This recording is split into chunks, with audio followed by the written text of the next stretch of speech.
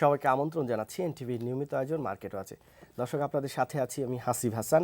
আমরা পুঁজিবাজারে বর্তমান পরিস্থিতি নিয়ে আলোচনা করব। এখানে অনেকগুলো বিষয় ভেতরে অনেকগুলো বিষয় হচ্ছে যেগুলো আমরা আলোচনা করতে চাই এবং জানতে চাই আজকের অতিথিদের কাছ থেকে। আজকে আমাদের সাথে স্টুডিওতে উপস্থিত আছেন S M Shakil Chowdhury, chairperson centre for NRB. Shakil ভাই, আপনাকে স্বাগত জানাচ্ছি। আছেন ব্রোকার্স অ্যাসোসিয়েশনের leader vice president Khujista Nurin Nahrin. Muniappa, আপনাকে স্বাগত জানাচ্ছি। আর আমাদের সাথে আরও উপস্থিত আছেন মোহাম্মদ আনিসুর রহমান, চার্টার্ড অ্যাকাউন্টেন্ট, পুঁজিবাজার বিশ্লেষক। ভাই, আপনাকে স্বাগত জানাচ্ছি। সেক্ষেত্রে আপনাকে দিয়ে শুরু করতে চাই। আপনারা অনেক চেষ্টা করেছেন, সবার সম্মিলিত চেষ্টায় বাজারটা একটি ভালো দিকে যাচ্ছে এবং গতিশীল বাজার আমরা দেখছি। কিন্তু একটি সমস্যা এখন আমরা তৈরি হয়েছে, সেটি হচ্ছে সবাই মনে করছে, বিভিন্ন স্টেক হোল্ডাররা মনে করছেন যে বাজারটা অনেক বেড়ে গেছে এবং এটা কারেকশন হওয়া দরকার, এবং সেই অনুযায়ী চেষ্টাও চলছে। এটি আসলে এটিকে আপনি কীভাবে মূল্যায়ন করছেন, বিষয়টাকে আপনি কিভাবে দেখছেন, এবং এটি বাজারের জন্য, দেশের অর্থনীতির জন্য কতটা ইতিবাচক, এই যে নতুন ধারণা? আপনাকে ধন্যবাদ। স্টক এক্সচেঞ্জের বিনিয়োগটা যখন আসে তখন বুঝতে হবে মানুষের অর্থনীতির উপরে, দেশের কর্মকাণ্ডের উপরে মানুষের কিছুটা ভরসা হয়েছে। এই ভরসাটার অভাব কিন্তু অর্থনৈতিক খাতকে অস্থির করে। এখন যে এই সাম্প্রতিক কালে গতকালকে বোধহয় 2600 কোটি টাকার ট্রানজ্যাকশন হয়েছে, 2000 কোটি টাকা। তো এখন আমরা বলছি যে স্টক এক্সচেঞ্জে যখন মানুষজনের পার্টিসিপেশনটা হয় তখন অবশ্যই খেয়াল রাখতে হবে। খেয়ালটা কোন জায়গায়, কোনোভাবে আইন যেন ব্যাঘাত না ঘটে এবং কেউ যেন বাজারটাকে ম্যানিপুলেট করতে না পারে। কোনো রকমের মন্দ শেয়ারকে দিয়ে বিনিয়োগকারীদেরকে যেন ক্ষতিগ্রস্ত না করা হয়, সেই জন্য কিন্তু সিকিউরিটিজ এক্সচেঞ্জ কমিশন আছে, স্টক এক্সচেঞ্জের ম্যানেজমেন্ট আছে, এই যে ওনাদের এই যে ব্রোকারেজ অ্যাসোসিয়েশনের লিডার্সরা আছেন, সর্বোপরি ব্রোকারেজ হাউসগুলোতে যারা কাজ করছেন তারা প্রত্যেকেই একটা ইতিবাচক দৃষ্টিভঙ্গি নিয়ে কাজ করতে হবে। ইন্ডেক্সের কথাও ইদানিং আমি শুনতে পাচ্ছি। ইন্ডেক্স বাড়া কমা এটা কিন্তু বাজারের সাথে একটা ট্রেন্ডে যাবে। যত বেশি বিনিয়োগ আপনার মার্কেটে পার্টিসিপেশন হবে তত বেশি ইন্ডেক্সের একটা আপ ডাউন হবে।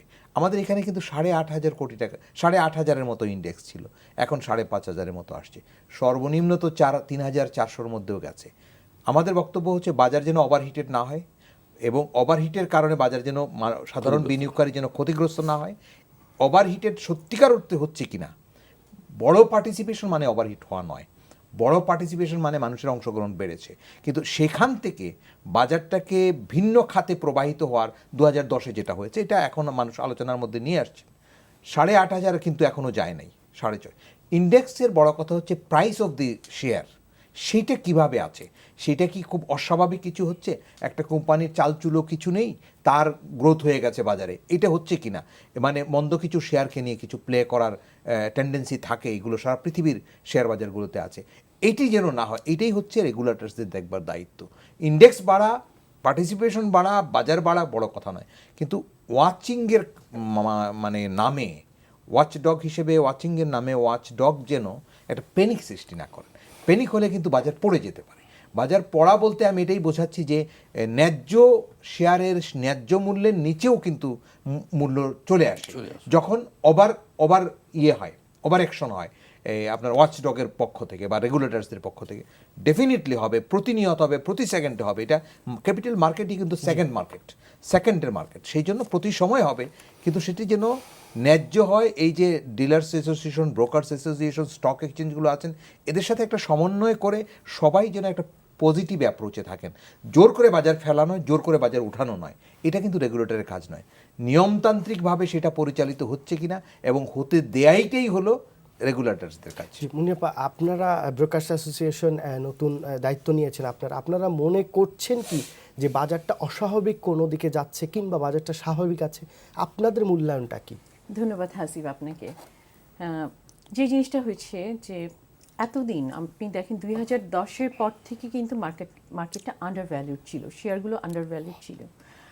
আর 2010-এর পার্সপেক্টিভে যদি আমি চিন্তা করি তখন 3,000 কোটি টাকা ট্রেড হয়েছিল, তার থেকে কিন্তু নতুন শেয়ার এসছে প্রায় 80টা কিংবা তার থেকেও বেশি, ততোধিক।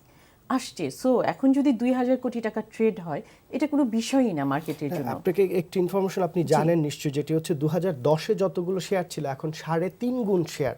এক্স্যাক্টলি, অনেক বেশি, কারণ তো হয়েছে যে ডাইলিউটেড আপনার, হয়ে গেছে। তখন 3200 কোটি টাকা ডিএসসি তে লেনদেন, আপনার সেই পর্যায়ে যদি যেতে হয় তাহলে 10-12 হাজার কোটি টাটার লেনদেন এক্স্যাক্টলি, হতে হবে। তখন অনেক বেশি ট্রেড হতে হবে। এবং ইন্ডেক্সও আপনি যদি দেখেন, ইন্ডেক্সটা খুব স্বাভাবিক একটা ব্যাপার, কারণ এখন যদি আপনি 2010-এর হিসেবে চিন্তা করেন, এখনো ইন্ডেক্স কিন্তু 3000 ক্রস করেনি।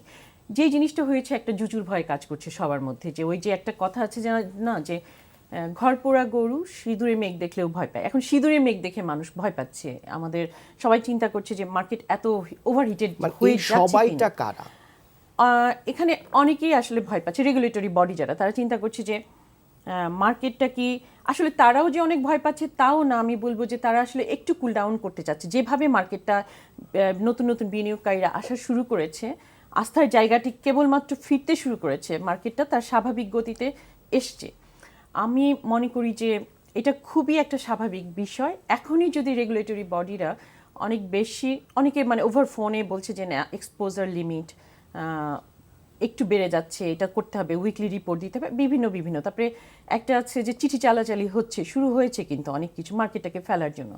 এখানে আসলে অনেক রকম, যখনই একটা জিনিস যায় সুন্দর করে গতিশীলতা ফিরে আসতে শুরু করেছে, ওই মুহূর্তে কিছু কিছু নেগেটিভ পদক্ষেপ কিন্তু মার্কেটের জন্য আমি মনে করছি যে উচিত না, এগুলোকে কন্ট্রোল করা উচিত, নেগেটিভ যে অ্যাটিটিউডগুলো আসছে। কারণ আপনি দেখেন মার্কেটটা খুবই স্বাভাবিক একটা গতিতে চলছে, মার্কেট তো চলবেই। আর এখানে অনেক বেশি শেয়ার এসছে, আমি শুধুমাত্র নতুন নতুন কোম্পানির কথা বললাম, কিন্তু বোনাস শেয়ার এসছে, রাইট শেয়ার এসছে, ডাইলিউটেড হয়ে গেছে, ডাইলিউটেড শেয়ারের সংখ্যা কিন্তু অনেক বেশি। আপনি যেটা বললেন যে 2 গুণ কিংবা 3 গুণ কিংবা তার থেকেও বেশি। তো এই মুহূর্তে কিন্তু মানে আতঙ্কিত হওয়ার কিছু নাই। মার্কেট আমি বলবো যে স্বাভাবিক ধারায় ফেরা শুরু করেছে মাত্র। আমাদের মার্কেট আরও অনেক দূর যাওয়ার সুযোগ আছে। এবং ইন্ডেক্সও কোনো বিষয় না। আপনি যদি এখন মার্কেটটা খেয়াল করেন, ম্যাক্সিমাম ভালো শেয়ারগুলো এখনও কিন্তু তার মানে কাঙ্ক্ষিত প্রাইসে পৌঁছেইনি। অনেকগুলো ভালো ভালো কোম্পানির শেয়ার আছে যেগুলো ওইভাবে প্রত্যাশিত পর্যায়ে কিন্তু এখনও না। এবং আমাদের প্রত্যাশিত বাজার একটা আসবে। আর আমি কিছু কথা বলি হাসিব, যখন একটা বাজার যখন গতিশীলতা ফিরে পায়, যখন একটা ভাইব্রেন্সি আসে, তখনই কিন্তু একটা অসাধু চক্র সক্রিয় হয়ে যায়। আমি বলবো যে এই মোমেন্টে অসাধু চক্র বলতে আমরা কি বুঝি, কি দেখি, কারা করছে, এটি জানবো। একটি ফোন নিয়ে নিচ্ছি। দর্শক কে আছেন, আপনার নাম বলে প্রশ্ন করতে পারেন। শুনতে পাচ্ছেন? হ্যালো, জি বলুন। আসসালামু আলাইকুম। আমি চট্টগ্রাম থেকে বলতেছি, পাপলু আশরাফ। জি বলুন। আমার বয়স হচ্ছে 53, সার্টিফিকেট অনুযায়ী, আর নইলে আরো 2 বছর বেশি আছে। জি, আপনার প্রশ্নটা করুন। এই প্রশ্নটাই হচ্ছে এটা, এই শুরু হচ্ছে। আমি প্রবাস জাপান থেকে আসছিলাম আমার 16 বছর চাকরি করা টাকা নিয়ে। আপনার বাংলাদেশ ব্যাংকের গভর্নর যখন রোড শো করছিল কক্সবাজারে নিয়ে, টাকা আমাদেরকে বলছে এখানে বিনিয়োগ করুন এবং এইটা একদম সিকিউরড। এখন আর 96 নাই, এখন ইলেকট্রনিক্স হয়ে গেছে, এখন এখানে কোনো রকম জালিয়াতি নাই। এবং ইপিএস দেখে এবং পি রেশিও দেখে আপনি ভালো কোম্পানি দেখে মূল বিনিয়োগ করুন। একদম টোটালি একদম প্রতিটা শেয়ার অ্যানালাইজমেন্ট করছি, রিসার্চ করছি এবং ইনভেস্টমেন্ট করছি। পি রেশিও কোথায় গেল, ইপিএস গুলা কোথায় গেল, 2010 সালে যেগুলি করলাম, যেটা 400 টাকা শেয়ার। জি, আপনার প্রশ্নটা কি?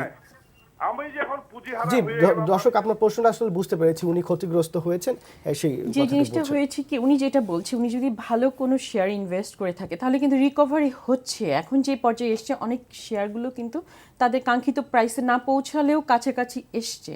এবং আমি বলবো যে 2010-এ যদি কোনো বিনিয়োগকারী শেয়ারটাকে হোল্ড করে রাখে, সেল না করে, তাহলে কিন্তু এতদিনে তার কিছুটা হলেও ক্ষতিপূরণ হওয়ার কথা ছিল। এখন সে কোন শেয়ারে বিনিয়োগ করেছে আমি তো স্পেসিফিকলি জানি না। যদি ভালো কোনো শেয়ার হয়ে থাকে এবং দামটাও একটা ব্যাপারে খেয়াল রাখতে হবে, কত দামে কিনছেন। শেয়ার মার্কেট তো মূলত হচ্ছে যে আপনি কোন প্রাইসে কিনছেন এবং কোন প্রাইসে বিক্রি করছেন, এটা কিন্তু ইম্পর্টেন্ট। এখন ওই ভদ্রলোক কোন প্রাইসে কিনেছেন বিনিয়োগকারী, সেটা তো আমি জানি না। এখন বাজারের যে অবস্থা, আপনারা তো অ্যাকাউন্টস নিয়ে কাজ করেন, আপনাদেরকে কি মনে হয় যে এই বাজার কি এখন অতি মূল্যায়িত হয়ে গেছে, মানে আতঙ্কের বিষয় হয়ে দাঁড়িয়েছে বাজার, এবং সবার কি এটি কমানোর একটি প্রচেষ্টা নেওয়া দরকার? Thank you very much. আমি দর্শক যে ফোনটা করেছেন ওনার সূত্র ধরেই বলতে চাই,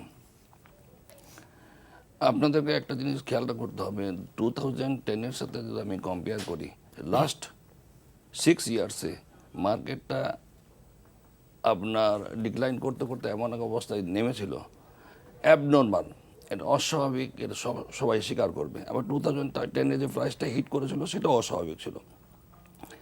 সম্প্রতিকালে আমাদের banking sector, finance and leasing sector, insurance plus আপনার মিউচুয়াল ফান্ড, আপনি দেখেন এগুলো অনেকগুলোর প্রাইস কিন্তু ফেস ভ্যালুর থেকে অনেক নিচে। ইভেন মিউচুয়াল ফান্ডগুলোর প্রাইস এখন 6 টাকা, 7 টাকা, 8 টাকা এখনও আছে।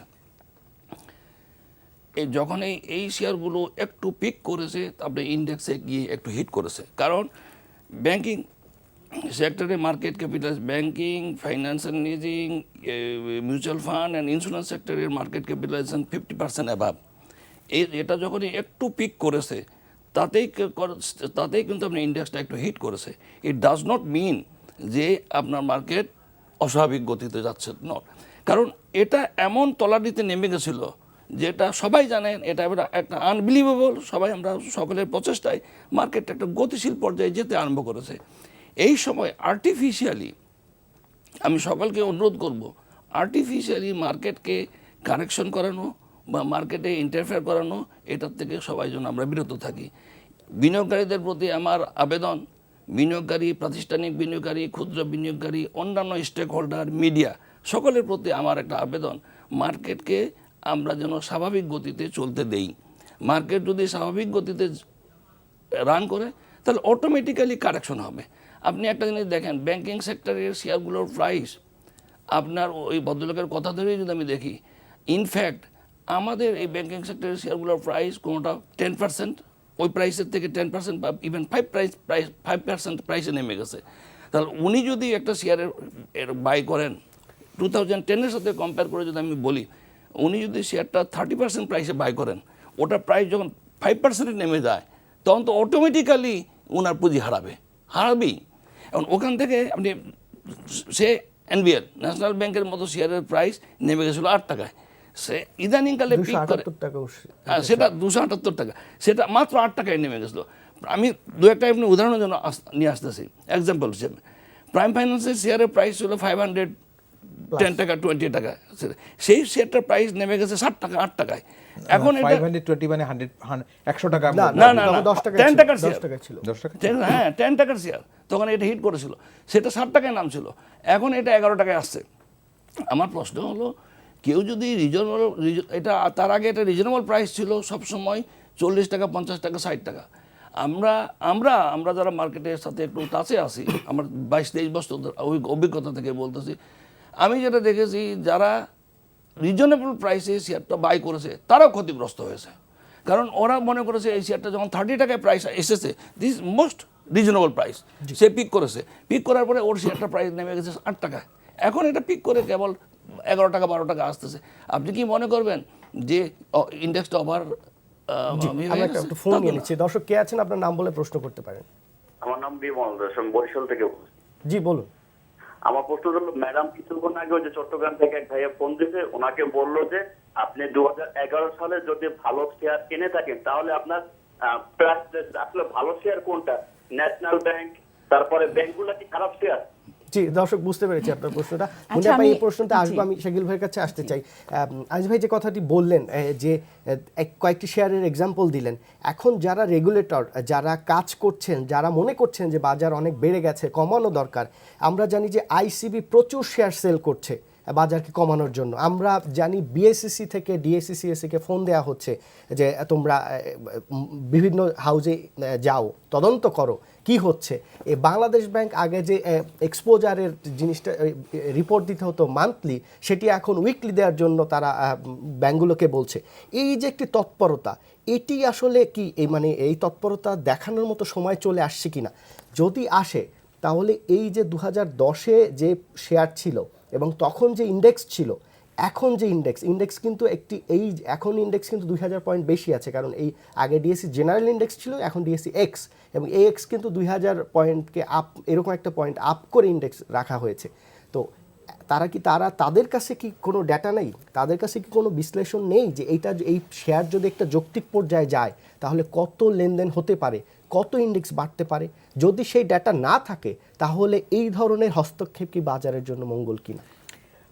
আমি বুঝতে পেরেছি বিষয়টা, কারণ আমি গত কয়েকদিন যাবত আমি বাজারটাতে যে পার্টিসিপেশন এবং বাজারের মুভমেন্ট, আপওয়ার্ড মুভমেন্টটা দেখেছি, সেখান থেকে কিন্তু আমার কাছে মনে হচ্ছে না যে এখন বুলডোজার নিয়ে নামার সময় এসছে।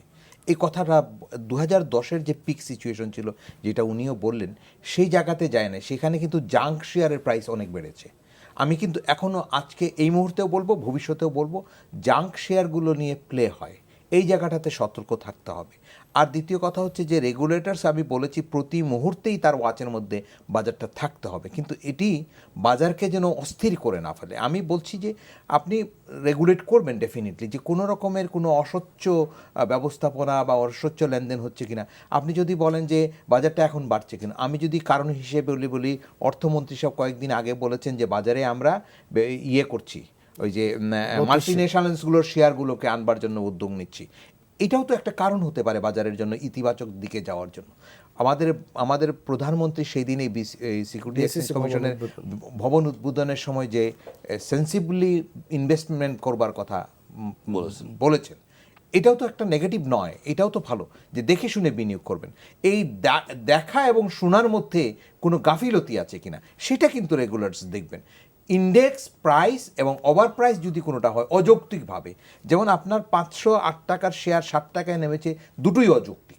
508 টাকা ওটা যৌক্তিক ছিল না, 7 টাকাও যৌক্তিক। এখানে একটি বিষয় আছে, যারা রেগুলেটর বা বিভিন্ন স্টেক হোল্ডার যারা আছেন তারা কিন্তু বলছেন যে আপনি বিনিয়োগ করেছেন, ক্ষতিগ্রস্ত আপনি হয়েছেন, সেখানে কারো কিছু করার নেই। তাই যদি হয়ে থাকে, এখন কেউ বাড়তি দামে বিনিয়োগ করে কেউ যদি ক্ষতিগ্রস্ত হয়, সেটার দায়ভারও তো কেউ নিবে না, তাহলে আপনি আটকাচ্ছেন কেন? না, এটা এইভাবে বলা যাবে না, ন্যাশনালিস্টিক পার্সপেক্টিভ থেকে এভাবে বলা যাবে না। কারণ ওয়াচ করার মানে হলো ইকোনমিকে যেন আনস্টেবল করে না ফেলে এবং মানুষ যেন বিপদের মধ্যে পড়ে না যায়। আগুন দেখছে, সরকার রাষ্ট্রের দায় দায়িত্ব হবে তাকে আগুন থেকে নিবৃত্ত রাখা। কি বাজারে এখন আগুনের মতো না, পরিস্থিতি? আমি সেই কথাটাই বলছি, সেই কথাটাই বলছি, এটা পরিস্থিতি সেভাবে আসে না। জি, দর্শক কে আছেন, আপনার নাম বলে প্রশ্ন করুন।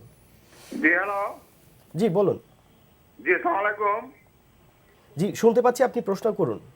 জি, এই যে শেয়ারটা 3 বছর পর্যন্ত লগ ইন করে রাখা হচ্ছে, এটা তো সম্পূর্ণভাবে বেআইনি। কারণ আমরা যারা শেয়ার ডেলি কিনবো, ডেলি বিক্রি করব, এই যে লগ ইন করে আমাদেরকে আর্থিকভাবে ক্ষতিগ্রস্ত করা হচ্ছে। কোন শেয়ার লগ ইন করে রাখা হচ্ছে? কোন শেয়ার? সেটার দাম শূন্য হয়ে যায়। জি দর্শক, আপনার প্রশ্নটা আপনি আসলে বুঝে করুন, কোন শেয়ার লকিং করে রাখা হচ্ছে সেই শেয়ারের নামই আপনি বলতে পারেন। যদি আমি আপনার কাছে আসবো, যে আমরা সবসময় পাশের দেশের উদাহরণ দেই, ভারতের উদাহরণ দেই। ভারতের সেন্সেক্সের ইন্ডেক্স একসময় ছিল 16,000, সেখান থেকে 7,000-এ নেমে গেছে, এখন আজকে 27,300 প্লাস, এবং আজকে এই মুহূর্তে 140 পয়েন্ট আপ। তাহলে আপনার 7,000 থেকে যখন 27,000 28,000-এ উঠেছিল, 28,000-এ যখন গেল, তখন কি তাদের সবার এই নজর ছিল এটা কিভাবে টেনে রাখা যায়? ধন্যবাদ আপনাকে। আমি শাকিল ভাইয়ের কথাগুলো শুনছিলাম, ওনারা দুজনেই ম্যাক্সিমাম কথাগুলো বলেছে। আমি তার সাথে একটু সাপ্লিমেন্ট করছি বর্তমান মার্কেট নিয়ে। সেটা হচ্ছে আপনি যেটা বললেন যে ইন্ডিয়ার, আমাদের পার্শ্ববর্তী দেশের যে ইন্ডেক্স, 2010 এবং 2017-এর মধ্যে কিন্তু তফাৎ অনেক অনেক বেশি। কারণ 2010-এ কিন্তু রুলস অ্যান্ড রেগুলেশন এত স্ট্রং ছিল না, সার্ভিলেন্স টিমও এত স্ট্রং ছিল না। নতুন নতুন রুলস অ্যান্ড রেগুলেশন কিন্তু এসছে এবং তারা কিন্তু দেখছে। এবং আপনি জানেন যে আরেকটা আছে যে ফিনান্সিয়াল রিপোর্টিং অ্যাক্ট, যেটা এটাও কিন্তু পাস হয়েছে, এখন আছে কাউন্সিলের ব্যাপারে। তো 2010-এর থেকে এখন মার্কেট কিন্তু অনেক বেশি স্ট্রং এবং রেগুলেটেড, ওয়েল রেগুলেটেড। বিনিয়োগকারীরা অনেক বেশি সচেতন। হ্যাঁ, বিনিয়োগকারীরাও সচেতন। আপনি দেখেন যে কয়েকদিন আগে ফিনান্সিয়াল লিটারেসি প্রোগ্রাম হয়েছে এবং আমাদের মাননীয় শাকিল ভাই যে দুটো কথা বলেন, যে মাননীয় অর্থমন্ত্রী কমেন্ট করেছে, আমাদের মাননীয় প্রধানমন্ত্রী কমেন্ট করেছেন যে সচেতনভাবে বিনিয়োগ করুন। তারা কিন্তু একটা পর্যায়ে এসে কমেন্টগুলো করেছেন যে মার্কেট এখন কেমন, তারা কিন্তু খোঁজ খবর নিয়েই করেছেন, বুঝে শুনেই কিন্তু করেছেন যে মার্কেট স্টেবল আছে, ভালো আছে, সবগুলো প্যারামিটার পজিটিভ। এখন হচ্ছে যে আপনি কোথায় ইনভেস্ট করবেন এই দায়িত্ব তো আপনার নিতেই হবে। কারণ যখনই আমি যেই কথাটা বলছিলাম, মার্কেট যখনই একটু আপ করা শুরু হয়, যখন ভালো মার্কেট হয়, তখন কিন্তু একটা চক্র থাকে যে সার্কুলেটিং ট্রেড যেটা করে, সার্কুলার ট্রেড করে, তারপরে বিভিন্ন আজে বাজে শেয়ারগুলো আসার চেষ্টা করে মার্কেটে। তারপরে অনেক আছে জাঙ্ক শেয়ারগুলো দাম বাড়ানোর চেষ্টা করে। অনেক কোম্পানি আছে যে ইপিএসটা অনেক ভালো দেখিয়ে স্পন্সর ডিরেক্টররা শেয়ার বিক্রি করে। এই জিনিসগুলো আমাদের খেয়াল রাখতে হবে যে কোয়ার্টারলি আগের ওদের ঘোষণাটা কি ছিল, ইপিএস কত ছিল, পরে কত হয়েছে, এটার মধ্যে ডিফারেন্সটা কীরকম, এটা যৌক্তিক কিনা, এই পর্যায়ে আমার মনে হয় রেগুলেটরি বডিদের এই জিনিসগুলো খেয়াল রাখতে হবে। এবং বিনিয়োগকারী যারা আছেন তাদেরও এখানে দায়িত্বশীলভাবেই বিনিয়োগ করতে হবে, তাদেরও খেয়াল রাখতে হবে যে আমি কোন শেয়ারটাতে বিনিয়োগ করছি। আজ ভাই, স্বচ্ছতা জবাবদিহিতার ব্যাপারে সবাই বলছেন, আপনারা বলছেন, সবাই বলছে যে স্বচ্ছতা জবাবদিহিতা বাড়াতে হবে এবং এই স্বচ্ছতা বাড়ানোর জন্য বিএসইসির অনেক দায়িত্ব রয়েছে। যে মুনিয়াপা যে কথাটি ইঙ্গিত করলেন যে উদ্যোক্তারা কিন্তু আমরা অনেক কোম্পানির উদ্যোক্তাদেরকে নিয়ে এই প্রশ্ন আছে যে তারা ইচ্ছামতো ইপিএস দেয়, তারপর শেয়ারগুলো বিক্রি করে দেয়। এই ব্যাপারে নজর আরো বাড়ানোর সময় কি এখন মনে করছেন কিনা? আমি দুটো জিনিস একটু নিয়ে কথা বলি। এটা আগে রিপ্লাই দিয়ে দিই। অবশ্যই স্বচ্ছতার বিষয়ে এটা রেগুলেটরের দায়িত্ব রয়েছে, এটা অস্বীকার করার কোনো উপায় নেই। এটাও ঠিক দেখতে হবে যে আমার কোয়ার্টারলি যে রিপোর্টগুলো আসতেছে সেই রিপোর্টগুলোর মধ্যে কনসিস্টেন্সি আছে কি না। যদি অ্যাবনর্মাল ভেরিয়েশন হয় সেই ক্ষেত্রে আমি মনে করি রেগুলেটরকে প্রশ্ন করা উচিত এই অ্যাবনর্মাল ভেরিয়েশনের কারণটা কি। যদি অ্যাবনর্মালি আপনার রিপোর্টটা খুব ভালো দিয়ে দেয়, শেয়ার প্রাইসটা হিট করবে, ওনারা যদি ইলমোটিভ থেকে থাকে তাহলে কিছু বিক্রি করে ফেলবে। আবার রিপোর্ট খারাপ দিয়ে দেখা যাবে যে প্রাইসটা আবার অ্যাবনর্মালি ডাউন হয়ে যাবে, আবার বাই করে নেবে। এই ধরনের এই সিচুয়েশনগুলো যেন না হয়, এই সিচুয়েশনগুলোকে অবশ্যই মনিটর করার দায়িত্ব হলো রেগুলেটরদের। যে কথাটা উনি বললেন, ইন্ডেক্সটা আপনারা একটা জিনিস খেয়াল করবেন যে ইন্ডেক্স কিন্তু যখনই নতুন শেয়ার আইপিওর মাধ্যমে বাজারে আসতেছে তখনই কিন্তু ইন্ডেক্সে হিট করবে, সে ইন্ডেক্সকে বাড়িয়ে দিবে। আবার যখনই একটা কোম্পানি তার bonus share, right share issue করতেছে তখনও কিন্তু ইন্ডেক্সটা বেড়ে যাবে। তাহলে ইন্ডেক্স দিয়ে কিন্তু আপনি এটা মাপতে পারবেন না যে শেয়ারটার প্রাইসটা যৌক্তিক আছে কিনা। একটা শেয়ারের প্রাইস যৌক্তিক কিনা সেটা ডিপেন্ড করতেছে ওর ম্যানেজমেন্ট, ওর পাস্ট রেকর্ড, তার ডিভিডেন্ড পলিসি, তার ফিউচার পটেনশিয়ালিটি। যদি দেখা যায় এই কোম্পানিটার ফিউচার পটেনশিয়ালিটি অনেক বেটার, সেই ক্ষেত্রে দেখা যাবে তার ইপিএস বেশি থাকার পরেও কিন্তু ওই শেয়ারটাকে পিক করতে চাইবে, কারণ দেখবে যে ওর ম্যানেজমেন্ট ভালো, ওর ফিউচার পটেনশিয়ালিটি ভালো, ওর ডাইভার্সিফিকেশন ভালো, এবং সে ভবিষ্যতে আমি আরও বেশি ভালো করতে পারবো। এই জিনিসগুলো খেয়াল করে কিন্তু দেখবে। আপনি শুধু ইপিএস দিয়েও কিন্তু আপনি মাপতে পারবেন না এই শেয়ারটাকে পিক করবেন কিনা। তো অনেকগুলো ক্রাইটেরিয়াকে আপনাকে সমন্বয় করেই আমাদের বিনিয়োগটা করতে হবে। এখন যে প্রশ্নটা আসতেছে যে মার্কেটে হঠাৎ করে ডিমান্ড ক্রিয়েট হয়ে গেছে, যে জিনিসটা আমি আগেও বলতাম যে যখন ডিমান্ড এবং সাপ্লাই একটা ইম্পর্টেন্ট ইস্যু।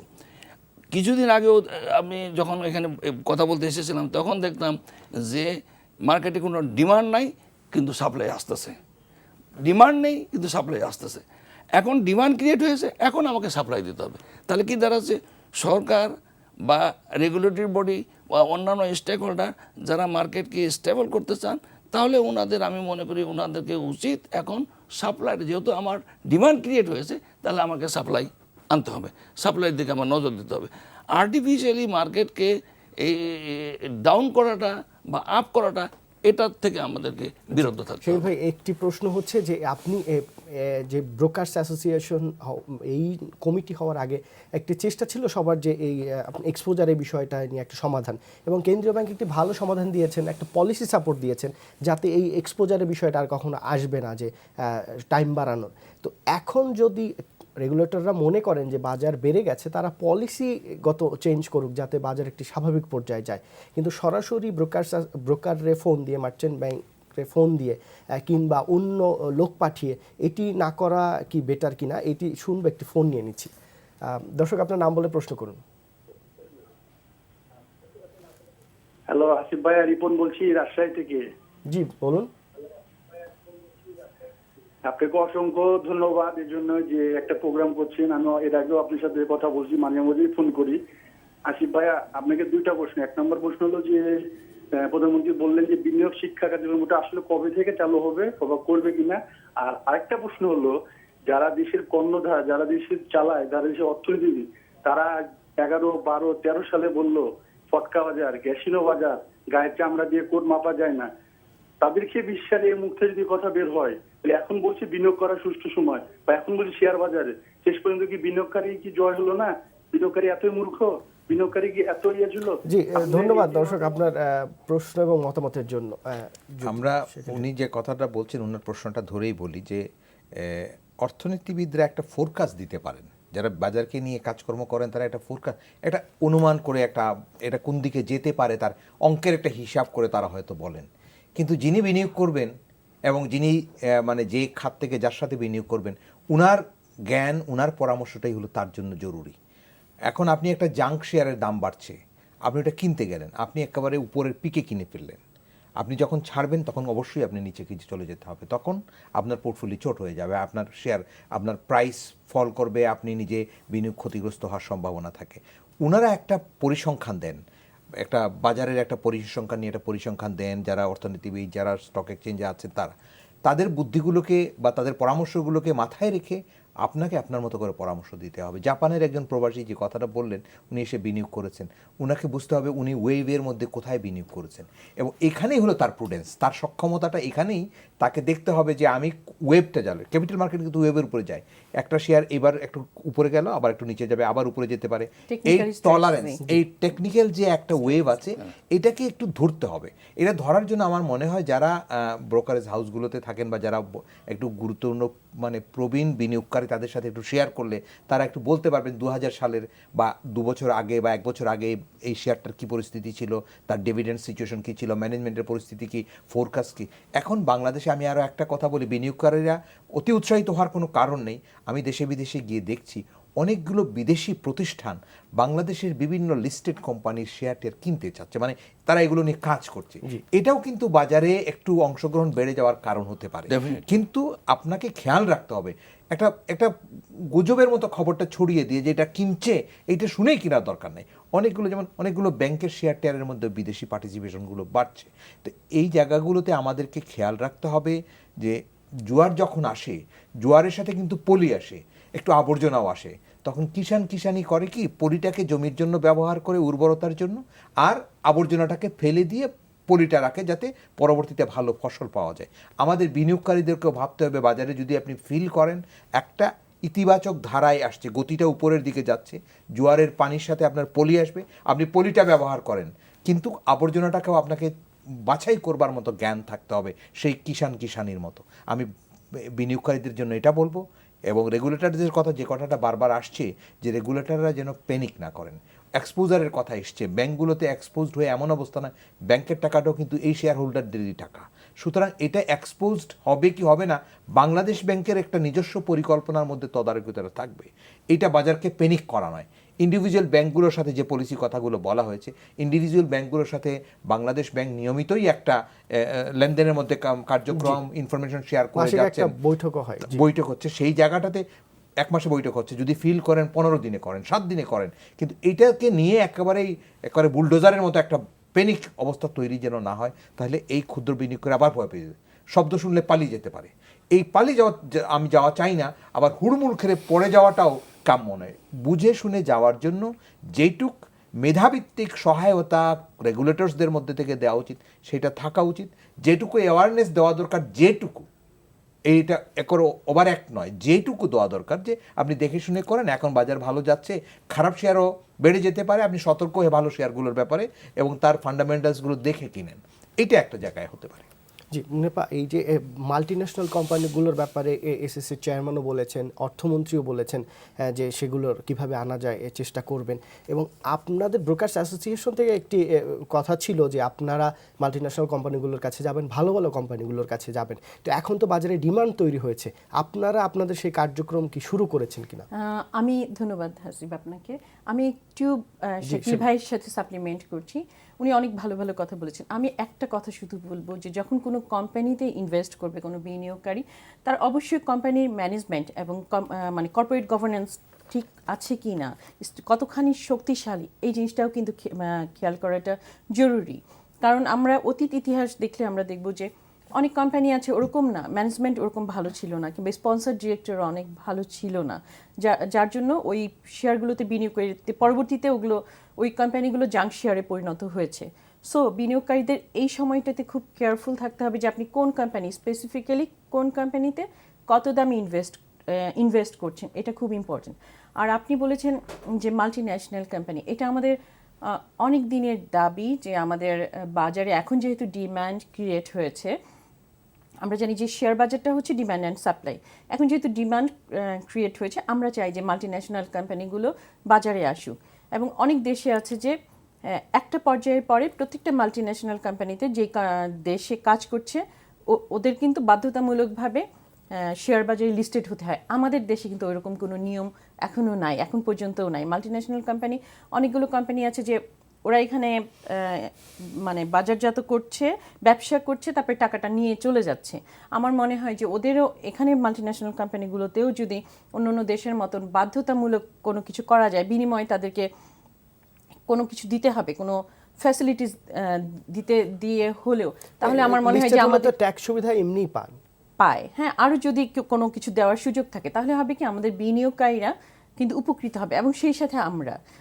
কারণ বাংলাদেশের মতন একটা দেশে এখানে সুবিধাটা একটু বেশি কেন, এখানে উন্নয়নশীল দেশ, এখানে কিন্তু আপনি দেখেন যে অবকাঠামোগত উন্নয়নের অনেক সুযোগ আছে। শুধুমাত্র অবকাঠামো না, শিল্পেরও প্রসারে অনেক আছে। ওরা কেবলমাত্র যারা কোম্পানির মালিকেরা ব্যাংক থেকে টাকা নিচ্ছে, কিন্তু শেয়ার বাজারে যদি আসে সরাসরি, এখানে কিন্তু তাদের ট্যাক্স একটা আছে যে ট্যাক্স হলিডে পায়, অনেক কিছুই পায়। তো হয় কি ভালো ভালো কোম্পানিগুলো এই মুহূর্তে আনাটা আমার মনে হয় যে মার্কেটটাকে একমাত্র কুল ডাউন করতে পারে। কিংবা আপনি যদি রেগুলেটরি বডিদের কথা বলেন যে তারা এই যে চিন্তিত হয়ে পড়ছে, আমি মনে করি যে রেগুলেটরি বডি কেউই চায় না যে মার্কেটটা আবার ক্র্যাশ হোক। এরা আসলে এক রকম আতঙ্ক থেকে এটা করে যে ওভারহিটেড হয়ে যাচ্ছে না, তো এই সংখ্যাটা তাদের মধ্যে কাজ করে। যেহেতু আমরা নিকটবর্তী অতীতে 7 বছর আগে 2010 দেখেছি, আমাদের বিনিয়োগকারীদের ভয়াবহ কষ্ট আমরা দেখেছি। সো এই মুহূর্তে ওনারা হয়তো কেয়ারফুল আছেন এবং মার্কেটের স্বার্থেই তারা রেগুলেট করছেন। তবে আমাদের একটা আবেদন যেন তাদের সংখ্যাটা এই পরিমাণ না হয় যে মার্কেটে ভীতি সঞ্চার করে। হ্যাঁ, আরেকটা আমি বলবো যে এই মুহূর্তে আরেকটা জিনিস আছে হাসিব আমাদের, সেটা হচ্ছে যে মোবাইল অ্যাপস মানে ইন্টারনেট ট্রেডিংয়ের কিন্তু ব্যবস্থা আছে। ওইটার কিন্তু ওইভাবে সার্ভিলেন্সের আওতায় আনতে হবে ওইটাকেও, কারণ এখানে যারা আমাদের অফিসে এই সব ছোটখাটো বিষয়গুলো যে আপনারা ব্রোকার্স অ্যাসোসিয়েশন আছেন, আপনারা ডিএসসির সাথে বসিয়ে তো ঠিক করতে পারেন। আমরা করছি। যে একটা ফোন নিয়ে নিচ্ছি, দর্শক কে আছেন আপনার নাম বলে প্রশ্ন করুন। আমি আবুল বাশার ফার্মগেট থেকে বলছিলাম। জি বলুন। আমি 2010-এর আগেই শেয়ার মার্কেটে বিনিয়োগ করেছিলাম, বিনিয়োগকারী হিসাবে আছি ভাই। আমি সেল বাই সবসময় করি না, কিনেছিলাম বেক্সিমকোর শেয়ারটা, অনেক দামে কিনেছিলাম। তো আমি মনে করেন যে 10-12 লাখ টাকা এটার মধ্যে আমার ইনভেস্ট করা, আমি কি আমার এটা রিটার্ন কি আমি পাবো কোনোদিন? ভাই এখানে ইন্ডিভিজুয়াল কোনো শেয়ার নিয়ে আমরা আসলে বলতে পারবো না। এখানে আপনাকেই ডিসিশন নিতে হবে যে আপনি কোন শেয়ারে বিনিয়োগ করেছেন, কি দেখে বিনিয়োগ করেছেন এবং সেটা ধরে আছেন কি দেখে, কিংবা সেটার ফিউচার কি। আচ্ছা ভাই, এই যে বাংলাদেশ ব্যাংকের যে এক্সপোজারের যে নীতিমালার যে বিষয়টা, ব্যাংকগুলো যে বিনিয়োগ করে ক্যাপিটাল মার্কেটে, এখানে আমরা কিন্তু সবসময় অ্যাকাউন্টসগুলোতে দেখি যে আপনার কস্ট প্রাইস এবং মার্কেট প্রাইসে যেটা কম সেটাই ধরা হয়। তো কিন্তু আপনার এই এক্সপোজারের বিষয়ে কিন্তু মার্কেট প্রাইসটাকে সবসময় ধরা হয়, মার্কেট প্রাইস যদি বেশি হয় সেটাকেই ধরা হয়। এই বিষয়টা কি আসলে আপনি কিভাবে দেখছেন? এখানে এক্সপোজারের যে কথাটা আপনি নিয়ে আসলেন, এটা মার্কেট প্রাইস মানে কি প্রাইসে সে ইনভেস্ট করলো সেই প্রাইসটাকে কনসিডার না করে মার্কেটে প্রাইসটা কি আছে সেটাকে এক্সপোজার প্রাইসে নিয়ে আসে। এটা ছাড়াও যে লিস্টেড কোম্পানিতে ইনভেস্টমেন্ট ছাড়াও অন্য কোনো কোম্পানিতে যদি ইনভেস্টমেন্ট করে থাকে, তার ইন্টার কোম্পানিতে যদি ইনভেস্টমেন্ট করে থাকে, সব ধরনের ইনভেস্টমেন্টগুলোকে কিন্তু তারা এক্সপোজারে নিয়ে আসে। যেটা যে ডিমান্ডটা ছিল যে এক্সপোজার ক্যালকুলেশনের ক্ষেত্রে আমরা লিস্টেড কোম্পানিতে যে ইনভেস্টমেন্টটা রয়েছে সেটাই এক্সপোজারের মধ্যে কাউন্ট করা হোক, সেটাকে ওই ডেফিনিশন কিন্তু এখনও চেঞ্জ হয় নাই। আর একটা জিনিস হলো যে জিনিসটা বলছেন যে আপনার কী প্রাইসে শেয়ারটাকে আমি বাই করেছি এবং তার প্রাইস মার্কেটে এখন কি প্রিভেইল করতেছে, তার যে ডিফারেন্সটা, সেই ডিফারেন্সটা যদি ব্যাপক হয়ে থাকে, ওটা কিন্তু ফিনান্সিয়াল স্টেটমেন্টের প্রভিশনের প্রশ্ন এসে থাকে। আনরিয়ালাইজ যদি গেইন থেকে থাকে, সেই গেইনটাকে রিকগনাইজ করা হয় না। কিন্তু if there be any loss, that loss is to be accounted for, provision করতে হবে। বিকজ অফ দ্যাট রিজন ব্যাংকগুলো যে ইনভেস্টমেন্ট করেছিল সেই ইনভেস্টমেন্টগুলো ভ্যালু এত অ্যাবনর্মালি ডিক্লাইন করেছে, সেই ডিক্লাইনের প্রেক্ষিতে কিন্তু বাংলাদেশ ব্যাংকও বাধ্য হয়েছে যে তার এই যে লসটা সে প্রভিশন করার ব্যাপারে ওদেরকে ছাড় দেওয়ার ব্যাপারে একটা পার্সেন্টেজ করে দিয়েছে, এটাকে ডেফার্ড সিস্টেম করে দিয়েছিল। এই মেকানিজমের মাধ্যমে কিন্তু এই আপনাকে ব্যাংকগুলো ফিনান্সিয়াল স্টেটমেন্টগুলোকে আমরা ওইভাবেই তৈরি করে এসেছে। এটার উদ্দেশ্যই ছিল, আপনি যে এখন বুঝতে পারতেছেন, এটার উদ্দেশ্য ছিল যে অ্যাবনর্মাল সিচুয়েশনটাকে স্বাভাবিক করার জন্য এটা একটা প্রচেষ্টা। তা আমার প্রশ্ন হচ্ছে যে সকলের সম্মিলিত একটা প্রচেষ্টায় বিগত কয়েক বছর ধরে প্রত্যেকেই এই মার্কেটটাকে কিভাবে স্টেবল করা যায় এটার ব্যাপারে কিন্তু আলোচনা চেষ্টা করেছে। এখন যেহেতু মার্কেট স্টেবলের দিকে যাচ্ছে, তাহলে আমি আশা করব, আমার আবেদন থাকবে সংশ্লিষ্ট সবাইকেই এটার ব্যাপারে একটু যত্নশীল হওয়ার ব্যাপারে। আমরা এমন কিছু যেন না করি, রেগুলেটরি বডি হোক বা মিডিয়ায় হোক বা অন্য স্টেক হোল্ডার যারাই এটার সাথে জড়িত আছেন, একটু বুঝে শুনে প্রতিটি স্টেপ যেন আমাদের নেওয়া হয়, যে স্টেপটার জন্য মার্কেটটা স্টেবল হয়। ওনারা যেটা আমি একটু অ্যাড করি, ওনারা যে জিনিসটা আমার মনে হয় রেগুলেটরি বডি যে জিনিসটা চিন্তা করতেছে, ওনারা মার্কেটটা সেট হয়ে গ্র্যাজুয়ালি মার্কেটটা যে একটা সেট হবে, ওইখানে স্থিতিশীল হবে, হওয়ার পরে ওখানে সেট হওয়ার পর তারপর মার্কেট আবার ভাইব্রেন্ট হবে। এই ধরনের সিচুয়েশন বোধহয় চাচ্ছেন, যেটা সবারই কাম্য। ভাই, এই স্বচ্ছতা বাড়ানোর কোনো উপায় নেই এবং এইটাই সবাই স্বীকার করছেন, কিন্তু স্বচ্ছতা বাড়ানোর জন্য যে রেগুলেটরদের যে ভূমিকা, স্টেক হোল্ডার যারা আছেন তাদের যে ভূমিকা, brokers association, broker, merchant bank এবং বিনিয়োগকারীদের সচেতন হওয়ারও বিষয় একটা আছে এই স্বচ্ছতা বাড়ানোর জন্য। কিন্তু সেই স্বচ্ছতা বাড়ানোর জন্য আমরা যে প্রক্রিয়াগুলো গত 10 বছর 12 বছর ধরে দেখে আসছি, সেগুলোই করা হচ্ছে। এখানে কি কোনো পরিবর্তন দরকার কিনা? এটা একটা খুব ভালো কথা এসছে যে গত স্বচ্ছতা বাড়ানোর বা জবাবদিহিতা নিশ্চিত করার ব্যাপারে রেগুলেটরদের বিল্ট ইন পরিস্থিতিটা আগেও ছিল। হ্যাঁ, এখানে মডার্নাইজেশনটার দরকার আছে। মার্কেটের demand, supply, Bangladesh situation, world economy, এই যে ইউরোপ থেকে ব্রেক্সিট হচ্ছে, ইংল্যান্ড বের হয়ে যাবে, এখানেও কিন্তু অনেক অপরচুনিটিজ আমাদের জন্য তৈরি হতে পারে ম্যানুফ্যাকচারিং সেক্টরে বাংলাদেশে ইনভেস্টমেন্ট করবার জন্য, যেহেতু WTOর একটা ফেসিলিটিস আমাদের আছে। এগুলোও কিন্তু আমার ক্যাপিটাল মার্কেটের একটা রিফ্লেকশন আসবে। এই যে টেক্সটাইল, ফার্মাসিউটিক্যাল সহ বিভিন্ন জায়গাগুলোতে নতুন নতুন ক্ষেত্র তৈরি হওয়ার একটা সম্ভাবনা আছে। এই জায়গাগুলোকে আমাদের প্রাইভেট সেক্টর কিন্তু এর উপরে কাজ করছে। তো সুতরাং এটা মার্কেটেও একটা ইম্প্যাক্ট আসবে, সুতরাং এটা পজিটিভ হতেই পারে। তো সেই কারণে আমি বলছি যে মার্কেটটাকে যারা ওয়াচ করবেন তারা যেন একটু ব্যাকওয়ার্ড যে ইনফরমেশনসগুলো আছে, ইকোনমির, ওয়ার্ল্ডের যে ট্রেন্ড অফ ইকোনমির যে বিষয়গুলো আছে, এটা যেন একটু দেখে শুনে নিয়ে সত্যিকার অর্থেই কি যেতে পারে কিনা, যাওয়া উচিত কিনা, এই জিনিসগুলো চিন্তা ভাবনা করে যেন ইন্টারফেয়ারেন্সটা করেন, তাতে উপকৃত হবে ব্যবসায়ী। শেষ পর্যায়ে যদি 30 সেকেন্ডে যদি আপনার বিনিয়োগকারীদের উদ্দেশ্যে কোনো কমেন্ট থাকে।